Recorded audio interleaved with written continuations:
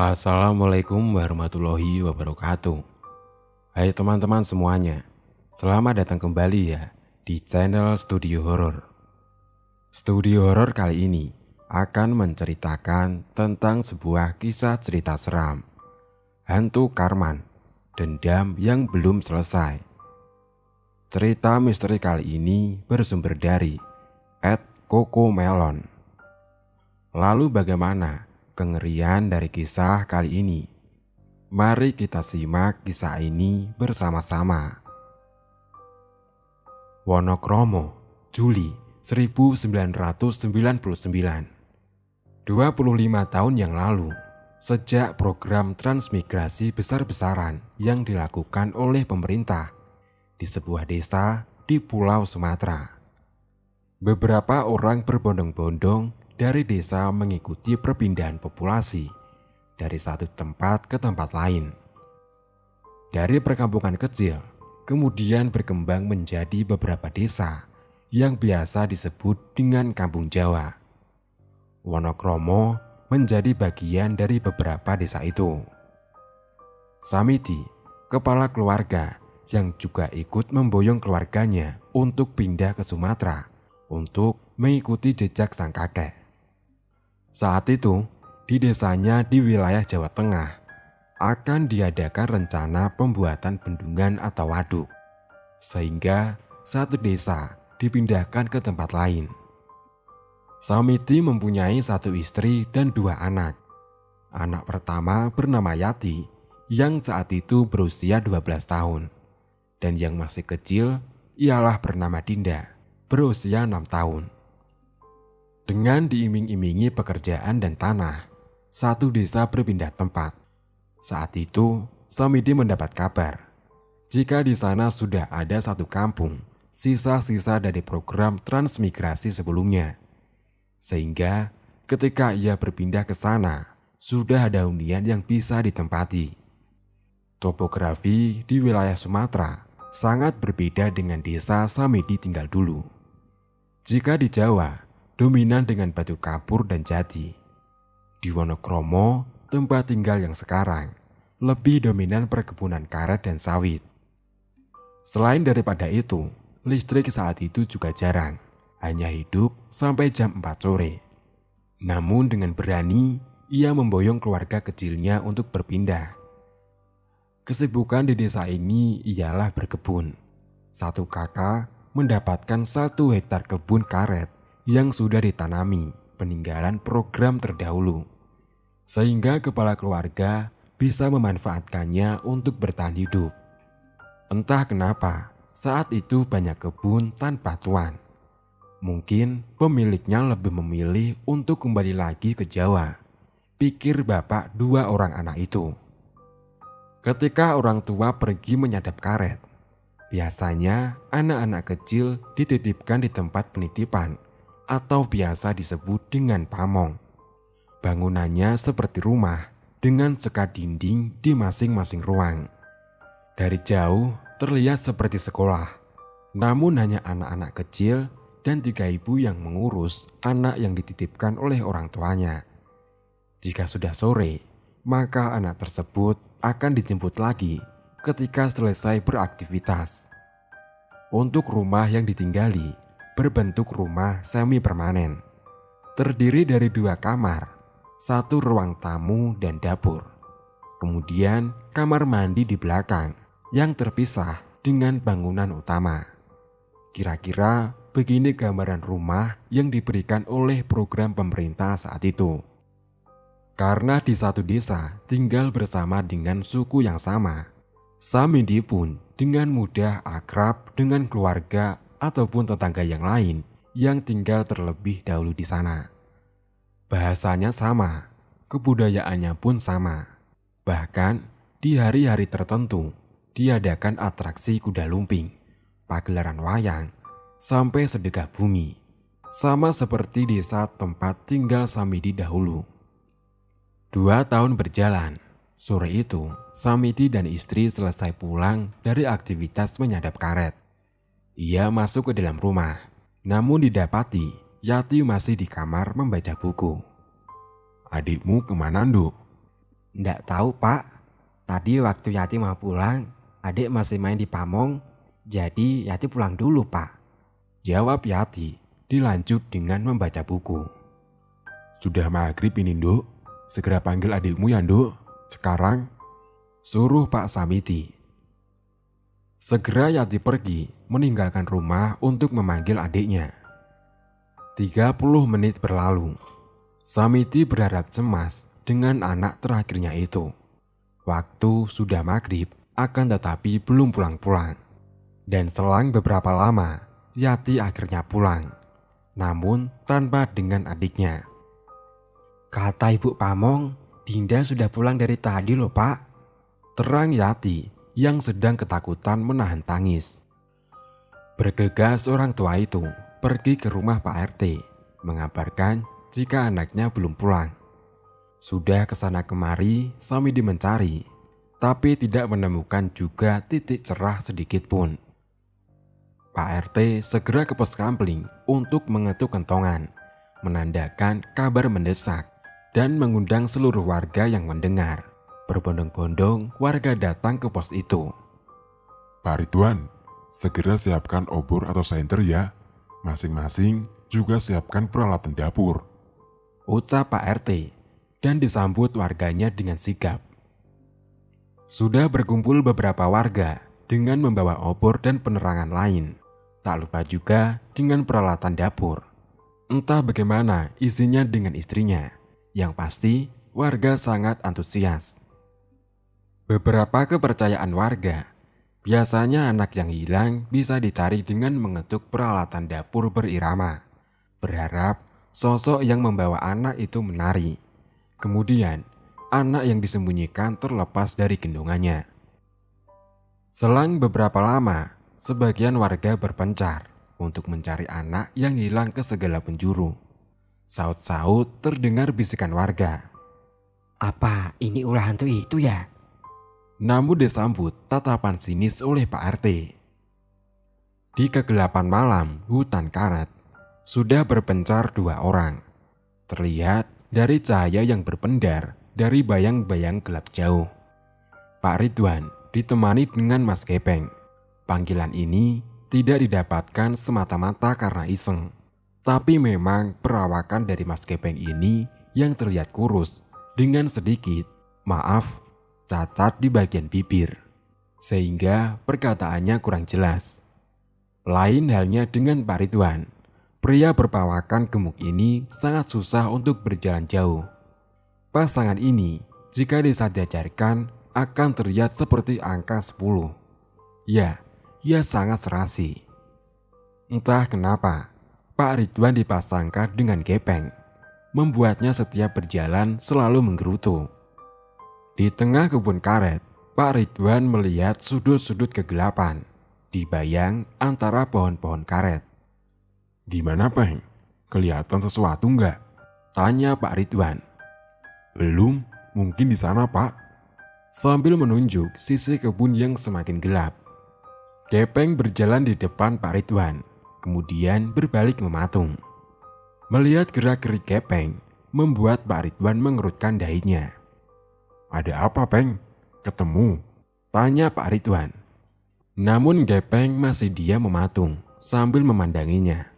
Ia melihat wajah Gepeng yang pucat, kemudian dengan suara patah-patah berucap.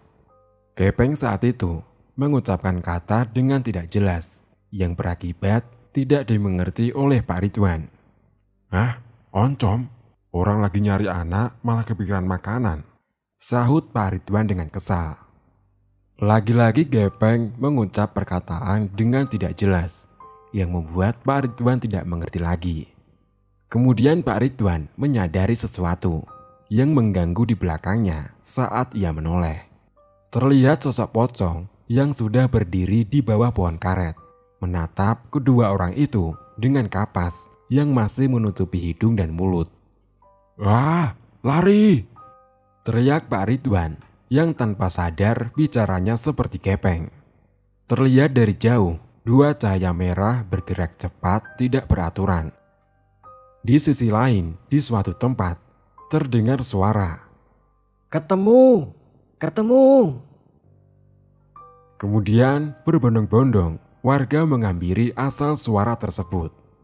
Terlihat anak kecil di bawah pohon karet sedang memeluk boneka tertawa cekikikan seperti sedang bermain. Pak Samidi menghampirinya, memeluk serta menangis. Dinda, Tangis Pak Samidi. Kemudian Pak Samidi menggendongnya.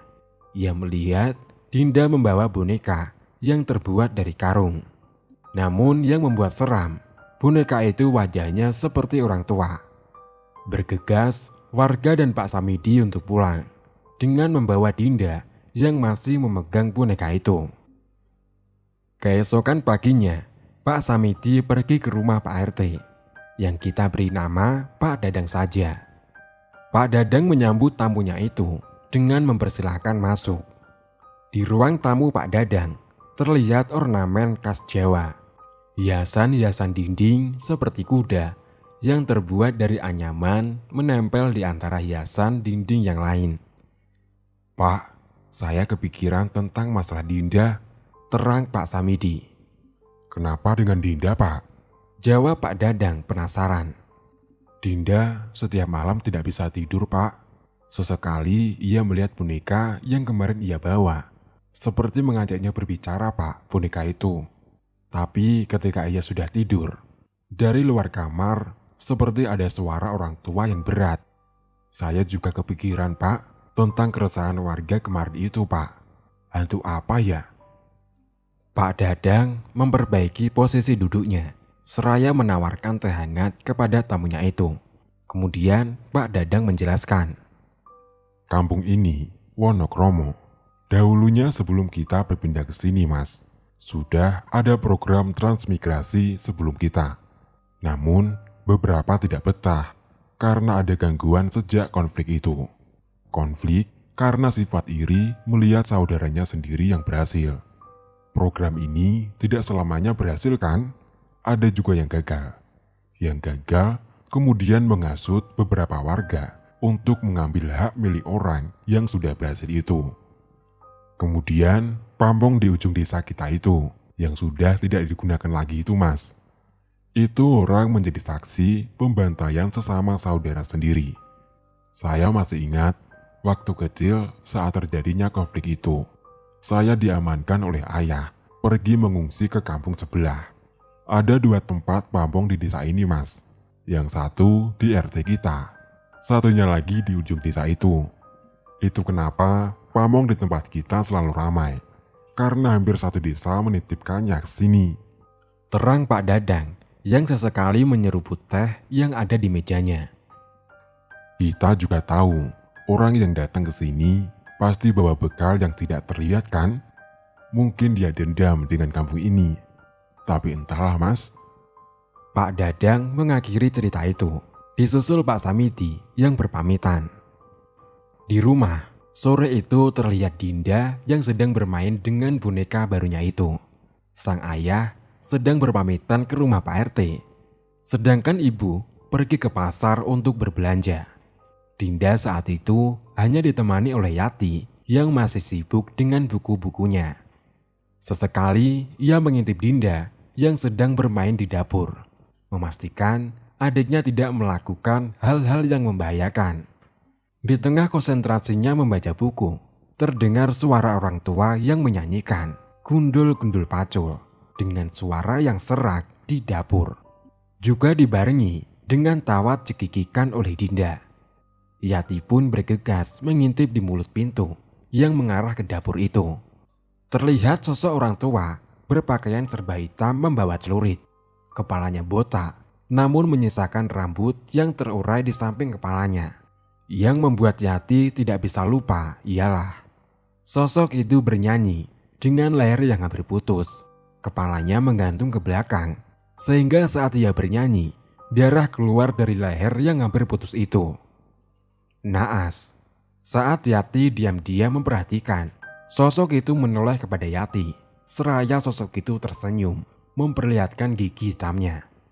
Yati berteriak, menutup telinga dan matanya. Nyanyian itu semakin kencang, terdengar seperti mendekat, diiringi suara besi yang bergesekan dengan dinding kayu. Suara-suara itu semakin dekat. Sekejap, Yati memberanikan diri membuka mata.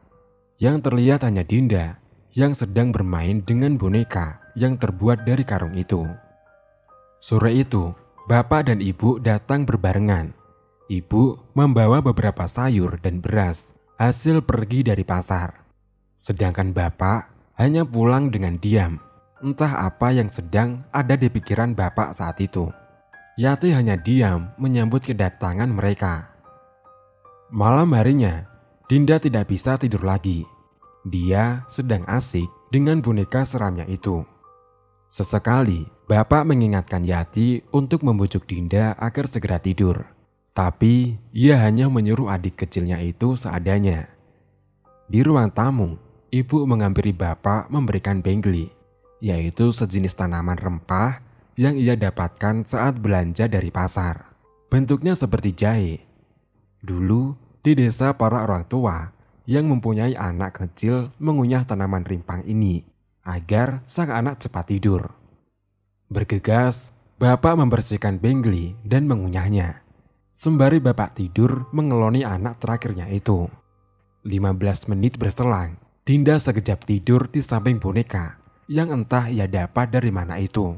Juga disusul oleh ibu membaringkan diri.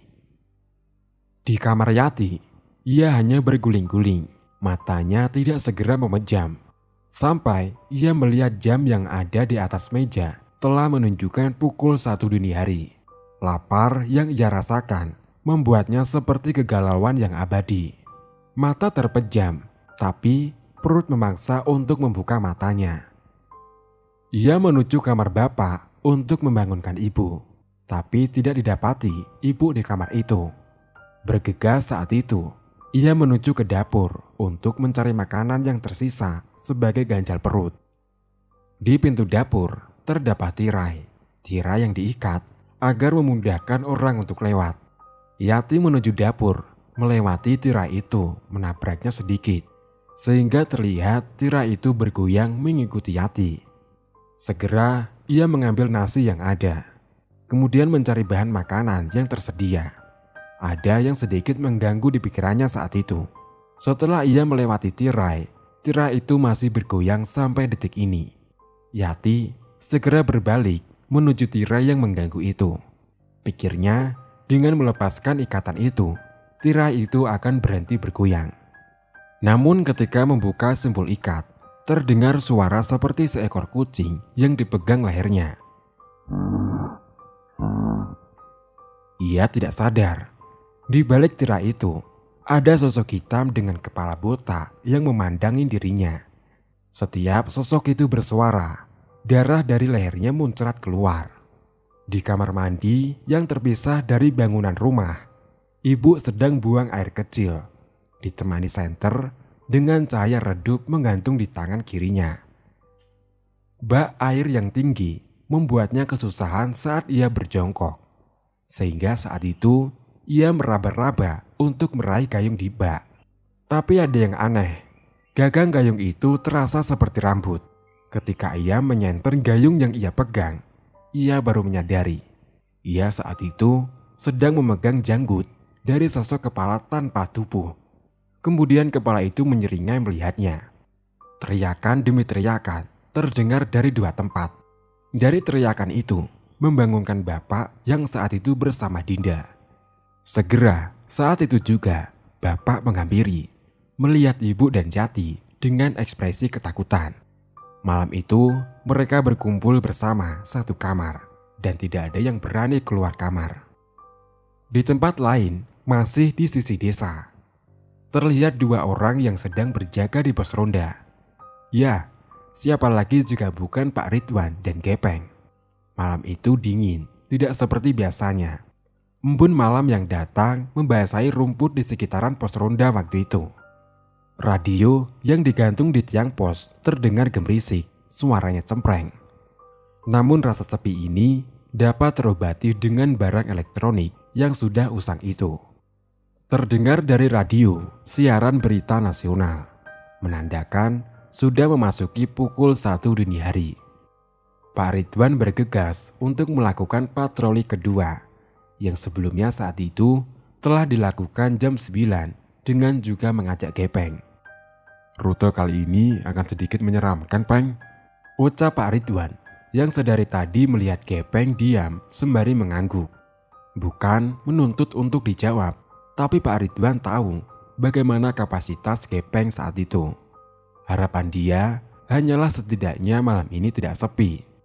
Patroli kedua ini akan melewati rute batas desa, yang dimana di situ terdapat bangunan pamong bekas tragedi pembantaian.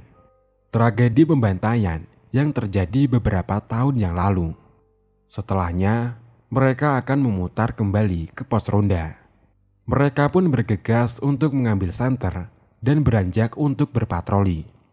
Jalanan kampung terlihat sepi saat itu. Jarak rumah yang berjauhan ini semakin membuat rasa merinding terasa nyata. Mereka berdua berjalan sambil sesekali menyorotkan senter ke rumah-rumah ataupun juga pohon-pohon. Pak Ridwan menyadari gerak-gerik Gepeng yang sesekali melihat ke belakang sambil juga menepuk tengkuk lehernya. Kenapa, Peng? Tanya Pak Ridwan. Nyamuk? Jawab Gepeng sekenanya. Oh, nyamuk ya? Percakapan ini mulai terlihat canggung dan sebentar lagi mereka sampai di bangunan kosong itu. Terlihat samar dari kejauhan, bangunan itu seperti hidup. Bangunan itu menyimpan misteri yang sudah lama dipendam. Mereka terus berjalan saja mendekat. Terdengar lirih suara gemerisik tawa anak-anak. Suara itu seperti sedang melakukan aktivitas belajar mengajar di ruangan pamong itu.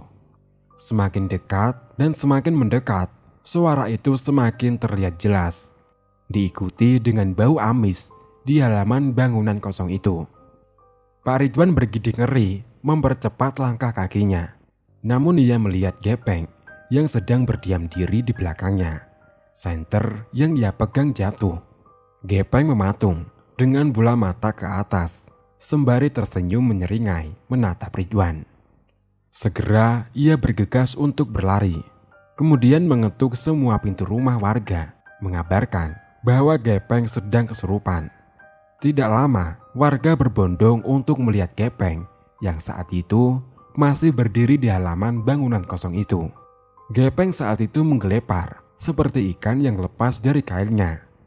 Ia memandangi semua warga yang berkerumun, termasuk juga Pak Ridwan. Ia menunduk, kemudian kakinya menumpu badan sambil sesekali memegang leher dan berteriak. Dengan lirih, ia berucap, udah inggal kene. Aduh, apa sih mbah, gak jelas. Pak Jastro memotong. Iya mbah, kalau komunikasi masuk ke Ridwan saja. Teriak salah satu warga yang diiyakan oleh yang lain. Loh, kok saya? Jawab Pak Ridwan heran. Selang beberapa lama, Gepeng diam. Badannya tersungkur, jatuh lemas.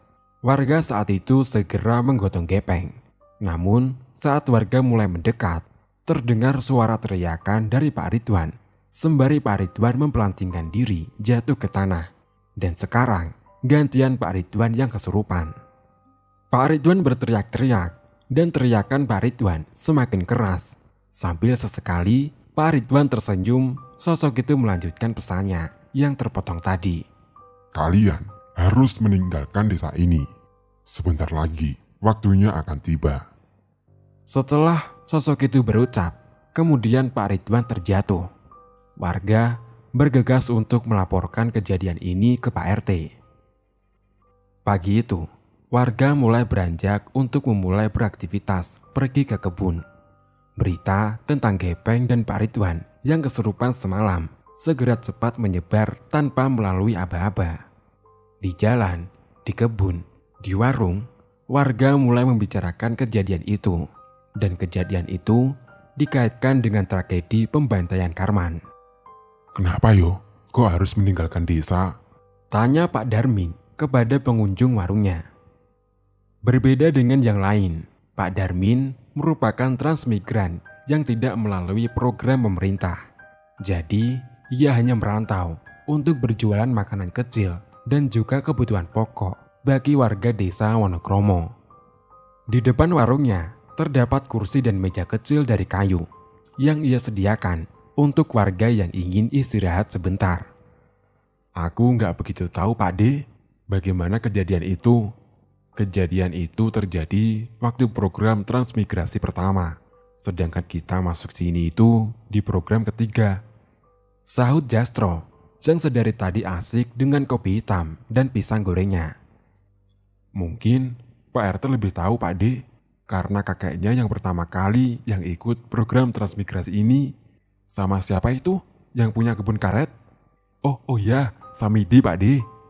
Lanjut Jastro menerangkan penjelasannya. Oh iya Pak D, saya hutang dulu ya. Sekalian bungkus buat Ridwan dan Gepeng.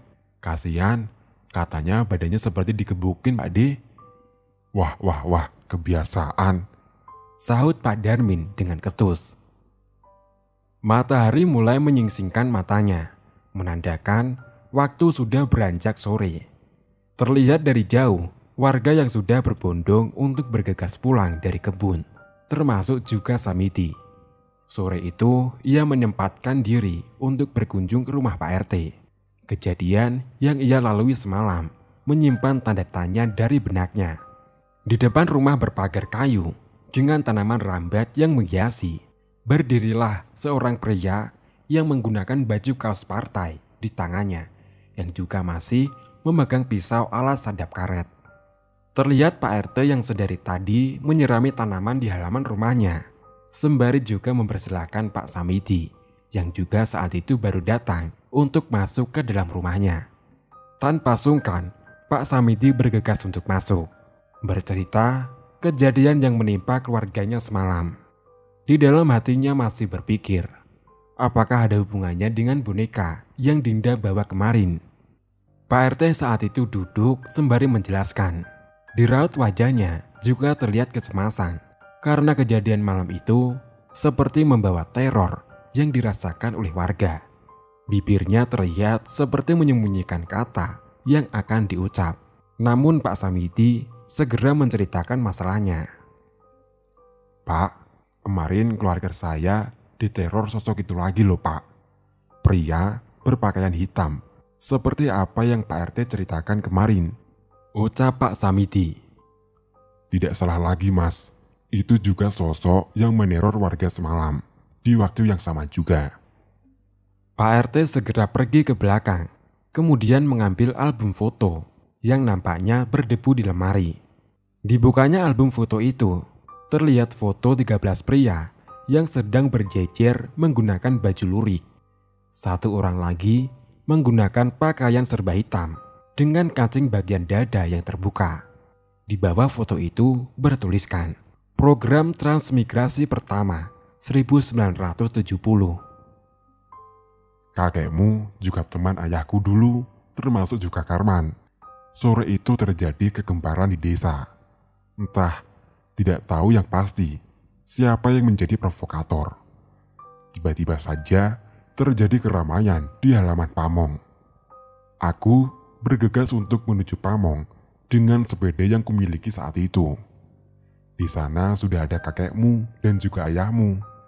Sekilas aku melihat mayat yang saat itu tergeletak di tanah bersimbah darah. Kemudian ayah menutup mataku. Samar dari celah jari ayahku, aku melihat mayat itu berdiri dengan kepala hampir putus. Mayat itu berjalan goyang, terluntai, menuju kebun karet perbatasan desa. Warga yang melihat hanya terdiam, saat itu tidak berani mendekat. Aku mendengar percakapan ayahku dan kakekmu tentang ilmu yang diamalkan Karman. Ilmu yang membuat jasadnya tidak bisa mati jika saat itu tersentuh dengan tanah. Tidak ada yang tahu jika ilmu yang sudah punah itu bisa kita lihat dengan mata kepala sendiri. Kau mungkin tidak percaya dengan ceritaku kan? Tapi itu kenyataannya, Mas. Pak Dadang melanjutkan ceritanya, sembari tangannya gemetar memandangi foto itu. Setelah kejadian itu, tidak ada yang tahu jasad Karman. Warga desa juga mempercayai, jika ada orang yang mati, jiwanya akan mengisi benda yang menyerupai manusia itu. Malam itu semua warga desa menutup hiasan foto, serta juga hiasan patung ataupun boneka yang saat itu terdapat di rumahnya. Anak-anak kecil saat itu menangis sesenggukan melihat boneka yang dibungkus dengan kain jarik. Aku juga melihatnya sendiri. Boneka adikku yang sudah ditutup kain jarik tiba-tiba saat itu bergoyang dengan sendirinya. Jarik yang menyelimuti foto juga bergerak tidak beraturan. "Loh Pak, boneka," potong Samidi. "Sebentar, aku pulang dulu ya Pak." Samidi saat itu bergegas untuk pulang. Raut wajahnya panik, langkah kakinya cepat. Di rumah, sore itu di ruang depan, Yati sedang membaca buku juga ditemani Dinda yang saat itu sedang asik bermain boneka seramnya itu. Ayo nak, mandi dulu. Teriak ibu dari dapur, menyuruh Dinda untuk mandi. Segera, Dinda menghampiri ibunya, meninggalkan boneka itu berdua dengan Yati. Yati terlalu asik dengan bukunya. Sesekali ia melihat boneka yang seperti memandanginya tergeletak duduk di dinding. Karena Yati tidak nyaman dengan pandangan boneka itu, ia membuangnya ke kamar dan kembali asik dengan bukunya. Di tengah membaca buku, terdengar samar suara memanggil dirinya. Suara berat seperti orang tua. Yati, Yati. Bergegas, ia menoleh ke kamar.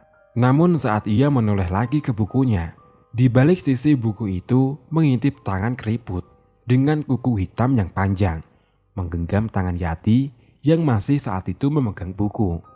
Segera ia berteriak dan bergegas ke kamar mandi memanggil ibunya yang sedang memandikan Dinda saat itu.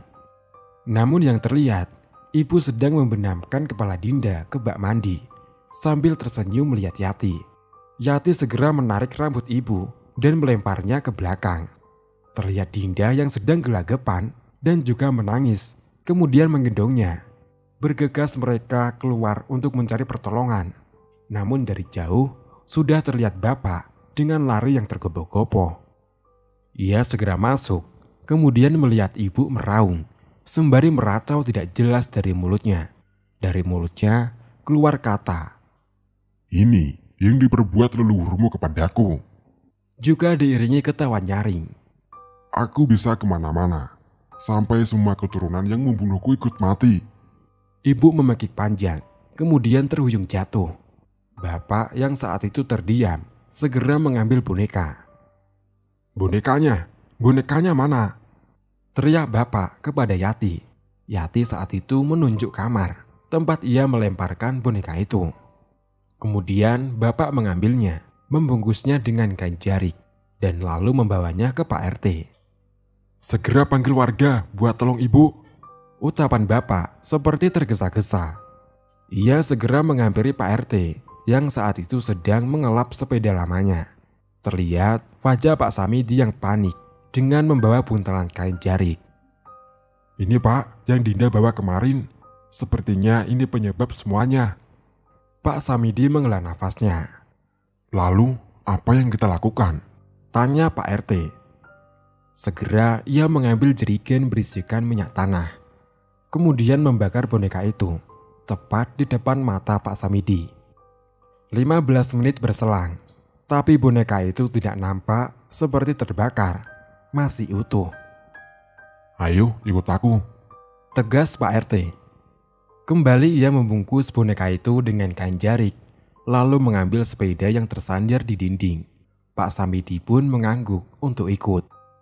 Hari itu sudah sore, jalanan sudah mulai gelap. Bergegas, mereka berangkat menyelusuri jalan desa menuju rimbunnya pohon karet. Di tengah perjalanan, Pak Samidi yang saat itu dibonceng Pak RT merasakan keanehan. Buntalan jarik ini terus bergerak di pangkuannya. Samar terdengar dari Pak RT memperingatkan, jika boneka ini pasti mengundang sesuatu yang tidak terlihat. Seiring berjalan, Pak Samidi menggenggam ikatan jarik itu dengan kuat. Namun ia merasa seperti diikuti. Saat ia menoleh ke belakang, terlihat sosok terbungkus kain putih sedang memandangi melompat mendekat. "Ayo Pak, cepet Pak. Pak, ayo Pak, cepet. Teriak Pak Samidi. Dengan kepayahan, Pak RT mengayuh sepeda itu di jalan menanjak. Kecepatan sepeda mulai pelan, namun pocong itu semakin dekat dengan sepeda mereka. Dan tiba-tiba saja, sosok itu sudah menyusul berdiri di samping Pak Samidi. Pocong itu menoleh dengan tatapan kosong. Dengan ketakutan yang semakin menjadi, tidak sadar Pak Samidi membanting boneka itu. Dan sosok pocong itu yang mengikuti mereka pun akhirnya hilang. Di tengah gelap hutan karet, mereka menelusuri jalan yang semakin gelap. Buntalan kain itu masih terus bergerak. Suara gemericik air menandakan adanya sungai yang mengalir di dekat mereka berdiri. Disitulah mereka menuju. Mereka bergegas mengikatnya dengan kain jarik, lalu membuang boneka itu ke sungai perbatasan kebun. 7 tahun telah berlalu. Yati, anak pertama dari Pak Samidi, sudah beranjak dewasa. Ia pergi ke kota untuk bersekolah. Sesekali ia mengabari orang tuanya tentang keadaannya di kota, tanpa menyinggung kejadian yang menimpa desanya saat itu. Namun, ada sesuatu yang membuat Yati gusar. Saat sedang asik bermain sosial media di suatu grup daerah, seseorang mengupload gambar dengan caption, Ini apa ya? Ada yang bisa jelasin? Jantung Yati berdetak tidak beraturan. Kemudian saat itu juga, Yati menelepon bapak. Halo, Pak, Bapak, bonekanya itu kembali, Pak.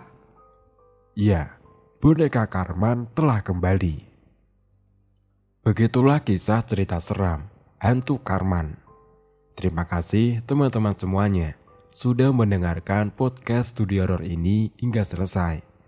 Wassalamualaikum warahmatullahi wabarakatuh.